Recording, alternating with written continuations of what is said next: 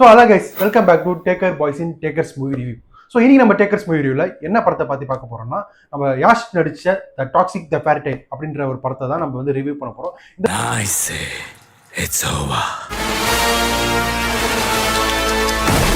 And வந்து இந்த படத்தை வந்து இன்னும் நீங்க பார்க்கலன்னா ரிவ்யூ பார்த்துட்டு உங்களுக்கு வந்து சாட்டிஸ்ஃபை ஆனா மட்டும் போங்க, இல்லை ஏன்னா வந்து 3 மணி நேரம் உயிரை விட்டுறாதீங்க அப்படின்னு தான் சொல்லுவேன். ஸோ வாங்க வீடியோக்குள்ள போகலாம். அண்ட் அதுக்கு முன்னாடி வந்து டேக்கர் பை சேனல் யாராவது புதுசாக வந்தீங்கன்னா மறக்காம சப்ஸ்கிரைப் பண்ணி வச்சுக்கோங்க. அப்படின்னா மூவி ரிவ்யூவும் சரி, உங்களுக்கு ரியாக்ஷன் வீடியோவும் சரி, உங்களுக்கு vlog இருந்தாலும் சரி, எல்லாம் ட்ரெண்டிங்கில் இருக்க கண்டென்ட்டாக பார்த்து நம்ம சேனல் வந்து கொடுப்போம். அதான் எங்கள் சேனலோட மோட்டிவ். ஓகே, ஸோ வாங்க வீடியோக்குள்ள போகலாம்.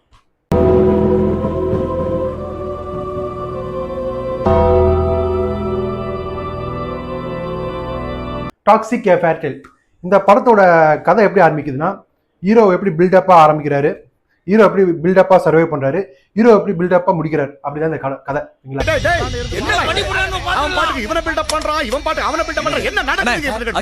இது வந்து எல்லா கதையும் நம்ம வந்து எல்லா ஒரு படமும் எடுத்தீங்கன்னா வந்து அது கதையை பேஸ் பண்ணி தான் படம் போகும்.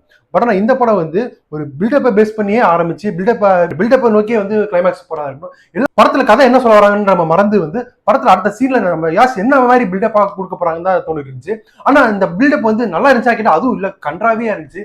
எக்ஸாம்பிள் எப்படி சொல்றதுன்னா வந்து ஈஸியா ப்ரெடிக்ட் பண்ற மாதிரி பில்டப் இருந்துச்சு. எக்ஸாம்பிள் வந்து உங்களுக்கு வந்து ஒரு இடத்துல வந்து நம்ம யாஷ் வரணும் அப்படின்னா வந்து தம் அடிச்சுக்கின்னு அப்படியே தண்ணிக்கு சரக்கு அடிச்சுக்கின்னு லேடிஸை வந்து அப்படின்னு ஜெல்சா பண்ற மாதிரி இந்த மாதிரி சீனா தான் படம் ஃபுல்லா ஓடிட்டு இருக்கு. படம் கதை ஆரம்பிச்சோன்னா நம்ம கீரா அட்வானியை தான் காட்டுறாங்க. கீரா அட்வானி வந்து நம்ம ராக்கிங் ஸ்டார் யாஷோட ஒரு ஒய்ஃபோ ஒரு லவ்வரோ சொல்லலாம். அவங்களுக்கு ஒரு அழகான குழந்தை இருக்கு. பட் ஆனால் அந்த குழந்தைக்கு வந்து இன்னும் பேர் வைக்கல. ஏன்னு கேட்டீங்கன்னா வந்து நம்ம அப்பா இதுவரை அவர் இந்த பிள்ளை வந்து பார்க்கவே இல்லை. ஸோ பார்த்ததுக்கு அப்புறம் அவர் தான் பேர் வைக்கணும். அதுக்காக நம்ம கீரா அட்வானி வந்து ஒரு 10 வயசுலயும் வளர்த்துட்டாங்க அந்த குழந்தைய.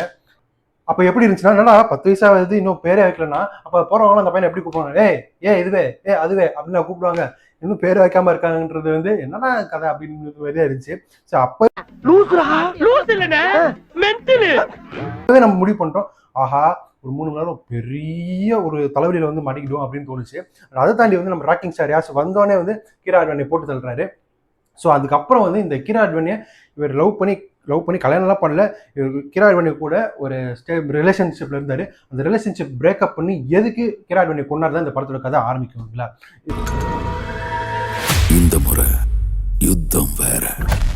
இது வந்து சர்க்கஸ்ல நடக்கிற மாதிரி காட்டுவாங்க. இந்த படத்துல சர்க்கஸ்ல நடக்கிற மாதிரி காட்டும் போதே நமக்கு தோணிருக்கும் இந்த படமே ஒரு சர்க்கஸ் மாதிரி ஒரு ஃபன்னா தான் இருக்க போகுதுன்ட்டு. சிங்கம் புலி எல்லாம் டான்ஸ் ஷோ மேஜிக் ஷோ எல்லாம் காட்டுவாங்கல்ல, அதே மாதிரி வந்து நம்மளுக்கு ஏதோ காட்ட போறாங்கன்னு தோணுச்சு. அதுக்கேற்ற மாதிரி படம் மூவ் ஆகுறதும் சரி, கதை ஒரு சைடு போகுது, பில்டப் ஒரு சைடு போகுது, எல்லாமே வந்து ஒரு ட்ராக்ல தனித்தனியா போயிட்டு இருக்கும்போது வந்து எதுவுமே நம்ம வந்து மெர்ஜ் பண்ணி வந்து ஒட்டி வச்சு பார்க்க முடியல. ஒரு சைடு யாஷ் வந்து கோவா எப்படி ஆள போறாரு அப்படின்னு தான் இந்த கதையை நோக்கி போவாங்கன்னு பார்த்தா, என்ன ஒரு சைடு போறாரு, தண்ணி அடிச்சிட்டு இருக்காரு, தம் அடிச்சிட்டு இருக்காரு, வர பொண்ணுங்களாம் கூப்பிட்டு ஜெல்சா பண்ணிட்டு இருக்காரு.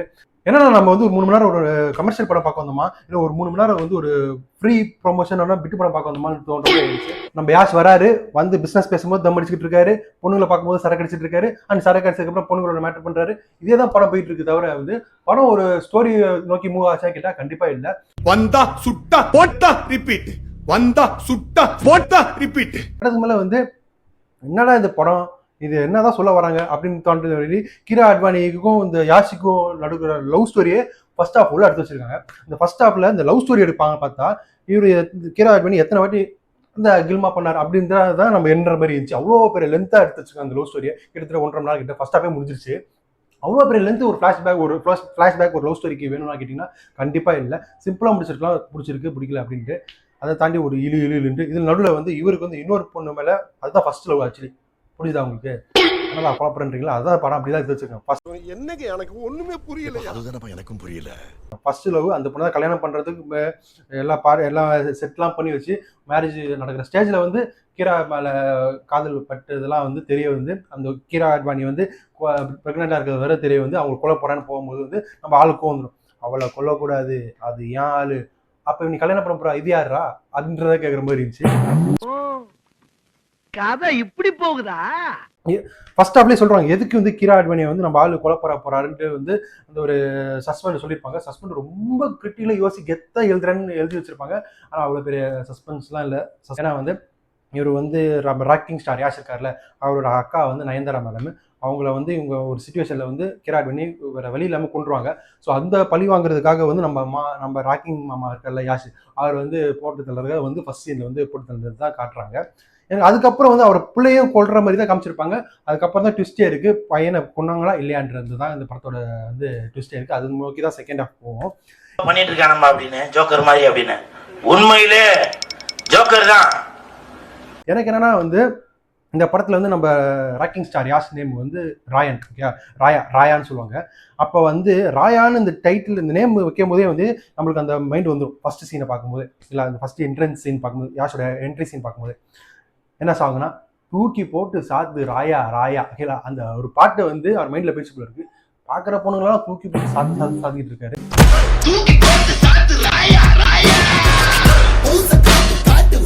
அதை தாண்டி வந்து இந்த ராயன் வந்து கோவா கைப்பற்றதுக்கோ இல்லை ஒரு பொண்ணோட அந்த காதலிச்ச பொண்ணோட சேர்ந்து வாழ்றதுக்கோ ஏதோ முடிவு எடுத்தாருன்னா கண்டிப்பா இல்லை. படம் ஃபுல்லா ஃபைட் பண்றாரு, கேர்ள்ஸ் கூட ஃபைட் பண்றாரு, கேர்ள்ஸ் கூட டிபாம் பண்றாரு, இதுல தான் போயிட்டு இருந்துச்சு. ஒரு வழியா ஃபர்ஸ்ட் ஹாஃப் வந்து முடிஞ்சிச்சு. ஃபர்ஸ்ட் ஹாஃப் ட்விஸ்ட்ல வந்து பையனை வந்து கொன்னாரா இல்லைன்னு காட்டுறதோட முடிச்சுட்டாங்க. அப்பவே முடிவு பண்றேன், ஆஹா 1.5 மணி நேரம் இப்படி ஒரு தலைவலியில மாட்டிக்கிட்டோம், இன்னும் 1.5 மணி நேரம் என்ன பண்ண போறோம். செகண்ட் ஹாஃப் தான் கதைன்னு சொல்ல ஆரம்பிப்பாங்க. ஃபர்ஸ்ட் ஹாஃப்ல பில்டப்பே சொல்லிட்டாங்க. செகண்ட் ஹாஃப்ல கதை சொல்லும் போது அப்ப இன்னும் எந்த அளவுக்கு பில்டப் பண்ணுவாங்க அப்படின்ற ஒரு மைண்ட் செட் இருந்துச்சு. அதுக்கு எல்லாம் பார்த்துப்பா, ரொம்ப நன்றி.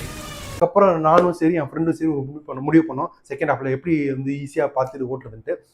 அப்போ என்ன பண்ணோம்னா படம் அப்படியே பார்த்துருந்தோம். அப்படியே பார்த்துக்கிட்டே இருக்கும்போது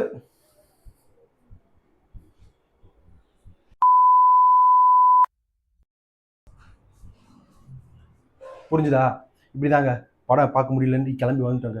இது வழி நான் வந்து எந்த படத்துக்குமே வந்து பாதியில இருந்துச்சு வந்ததே இல்லை. எந்த சுச்சுவேஷனாக இருந்தாலுமே ஃபுல் படம் தான் பார்த்துட்டு வந்திருப்பேன். பட் இந்த படத்தை என்னால் பார்க்க முடியாத காரணத்தினால என் ஃப்ரெண்டும் சரி, அவன் இதுலேயும் வந்து ஒரு 500 படத்துக்கு மேலே போயிருப்பான். சின்ன வயசுல ஃபேமிலியோட போயிருக்கான். எங்கள் ஃப்ரெண்டோட என் கூட வந்திருக்கான். எல்லாரும் கூட சேர்ந்து பயங்கரமான மூவி வெறியங்களா. அவனே இந்த படத்தை விட்டு வெளியே போகணும்னு சொல்லி முடிவு எடுத்து நாங்களாம் வெளியே போயிட்டோம். அந்த வீடியோ கூட மெர்ஜ் பண்ணுற பாருங்க. இது வெளியும் நாங்கள் ஒரு 50 படம் 50 மேலே படம் பார்த்துருப்போம். ஸ்கூல்ன்ற விட்டு ஃபர்ஸ்ட் ஹாஃப்க்கு அப்புறம் வெளில வந்ததான் சரித்திரமே இல்லை. நான் இந்தியன் டூ கூட பல்ல கடிச்சிட்டு பார்த்தேன். இந்தியன் டூ கூட இப்படி ஒரு கருமத்தை எப்படி எடுத்தாச்சுன்னு தெரியல. கருமன்னு சொல்றது தப்பு தான். பட் வந்து ஏன்னா அவ்வளோ காசு கொடுத்து பட்ஜெட் எடுக்கிறாங்க. ஒரு ஸ்டோரி ஒரு ஒரு ஒரு ஒரு ஒரு லைன் கூட வந்து ப்ராப்பராக இல்லை. ஒரு கோவா கைப்பற்ற போறான்னு தான் படத்தை ஆரம்பிக்கிறாங்க. கோவா கைப்பற்றது போறதை தாண்டி வந்து இவருக்கு லவ் ஸ்டோரி எப்படி ஆரம்பிச்சது நீங்களே சொல்லுங்க. கீரா அட்வானிக்கு இவருக்கும் அந்த லவ் ஏற்படுது எப்படின்றது வந்து ஒரு 1.5 மணி நேரம் எடுத்து வைப்பாங்க இல்லைங்களா. ஒரு 1/2 hour மேக்ஸிமம் போர்ஷன் எடுத்து முடிச்சுட்டு அதுக்கப்புறம் அதுக்கு அதே நோக்கி போகணும்ல. கேஜிஎஃப்லாம் அப்படி தான் நம்ம எதிர்பார்த்து போனோம். ஒரு இடத்துல வந்து எப்படி ஆக்குபை பண்ணுறாரு, கேஜிஎஃப் பண்ணி வச்சிருந்தாரு.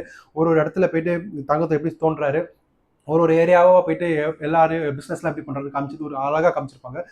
அதில் வந்து எலிவேஷன் சீனாக இருக்கட்டும், மாஸ் சீனாக இருக்கட்டும், எல்லாமே வந்து பொருந்தி போச்சு. பட் ஆனால் இந்த டாக்ஸிக் படத்தில் எலிவேஷன் சீனாக இருக்கட்டும், பில்டப் சீனாக இருக்கட்டும், ஃபைட் சீனாக இருக்கட்டும், ஃபைட் சீன் நல்லாவே இருந்தாலுமே வந்து எதுக்குடா ஃபைட் சீன் வருது அப்படின்னு தோணுது. திடீர்னு ஒரு சர்க்கஸில் ஃபைட் வரும், எதுக்குடா அந்த ஃபைட் வந்து கண்டிப்பாக தெரில. திடீர்னு போய் அவனை சொல்லி நிறுத்துக்கலடா, அவன் நிறுத்துற லூசுக்கு மட்டும் வந்துட்டே இருக்கான் கருமுண்டா அப்படின்ற மாதிரி இருந்துச்சு. இதுல இன்னொரு குடும்பம் என்னன்னா பில்டப்பும் நல்லா இல்ல. அதுக்கப்புறம் வந்து படம் கதையும் நல்லா தாண்டி வேற ஏதாவது பார்க்கலான்னு பார்த்தா ஓகே நம்மளாம் வந்து அந்த ஜல்சா சீன்ல ஜம்முன்னு பார்த்துட்டு இருக்கோம். ஓகே, ஆனா அந்த கதை இப்படி போகுதா வந்து மறக்கடிக்கிற அளவுக்கு இந்த படம் வந்து திரைக்கதை ரொம்ப ஸ்லோவா இருந்ததுனால வந்து அது வந்தால் வந்துட்டு போட்ட செகண்ட் ஹாஃப் ருக்மணி வசந்தாவது ஏதாவது நம்ம போயிடலாம், அப்புறமா படம் வந்து டவுன்லோட் பண்ணி ஓட்டி பார்த்துக்கலான்னு தோன்ற மாதிரி ஆயிடுச்சு. அண்ட் இதுக்கப்புறம் வந்து இந்த படத்தில் இன்னொரு மைனஸ் பாயிண்ட் என்னன்னா படத்தில் வந்து டைலாக்ஸ் ஓகேங்களா.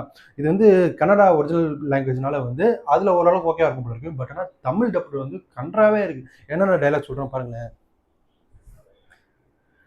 என்ன டைலாக்னா, நீ என்ன அவங்க கூட படுத்துன்னு கிடக்குற, நீ ஜாலியாக இருக்கேன்னு சொல்லுவாங்க. ஓகே, அதுக்கு வந்து நம்ம யூமா குரேஷி சொல்லுவாங்க, நான் பரவாயில்ல அங்கே உங்க கூட படுத்துனதுல கூட நான் ராணியாக இருக்கேன், ஓகே உங்ககிட்ட வந்து சாணி மாதிரியே இருப்பேன் அப்படின்னு சொல்லுவாங்க. என்னடா டைலாக், ராணி சாணி ரைமிங்காக வைக்கிறேன்ட்டு இப்படியா நம்ம வெறுப்பேற்றுவாங்க.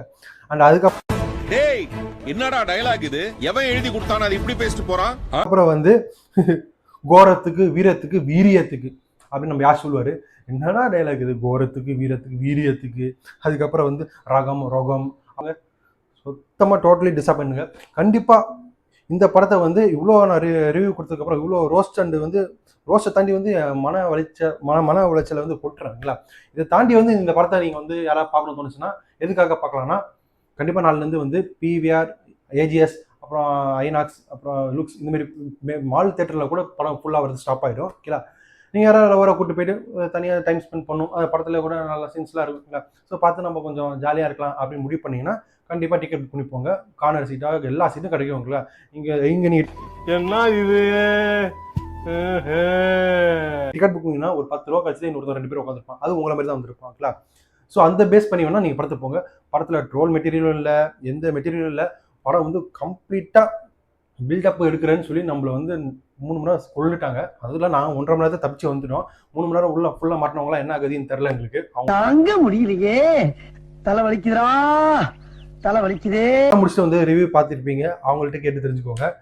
ஸோ வந்து மொத்தத்தில் இந்த படம் எப்படி இருக்குன்னு கேட்டிங்கன்னா, நான் பார்த்ததில் one of the worst movie. இது வரையும் வந்து நான் ஆக்ஷன் படம் பார்த்துருக்கேன். ஆக்ஷன் படம் விஷால் சார் நடிச்ச ஆக்ஷன் படம் அது கூட மொக்கையாக இருந்தாலுமே வந்து இந்தியன் 2 இந்த படம்லாம் வந்து மொக்கையாக இருந்தாலுமே வந்து நான் தேட்டர் விட்டு வெளியே போகணும்னு மைண்ட் செட் வந்ததில்லை. சும்மா கலாச்சினா பார்க்கலாம் தோணுச்சு. இந்த படத்தை கலாய்க்க கூட முடியல. அதுதான் எனக்கு ரொம்ப வருத்தமாக இருக்குது. ஸோ அவ்வளோதாங்க இந்த படத்தோட ரிவ்யூ. ஸோ நெக்ஸ்ட் மூவி ரிவ்யூவில் சரி, அடுத்த வேறு ஏதாவது வீடியோவில் உங்களுக்கு சந்திக்கிற ஐம் டெம்பரரி சைனிங் ஆஃப். நான் சொன்ன கருத்து இந்த படத்தோட படம் பார்த்துருந்தீங்கன்னா உங்களுக்கு புரிஞ்சிருக்கும். படம் பார்க்கலன்னா நீங்கள் பார்த்து நான் சொன்னதெல்லாம் உண்மையாக நம்பி பார்க்கணுன்னா போய் பாருங்கள். அதுக்கப்புறம் வந்து என்னை திட்ட முடிவு பண்ணால் திட்டிக்கோங்க. பட் ஆனால் என்னோட ஒப்பீனியன் நான் சொல்லிட்டேன். ஓகேங்களா. So bye.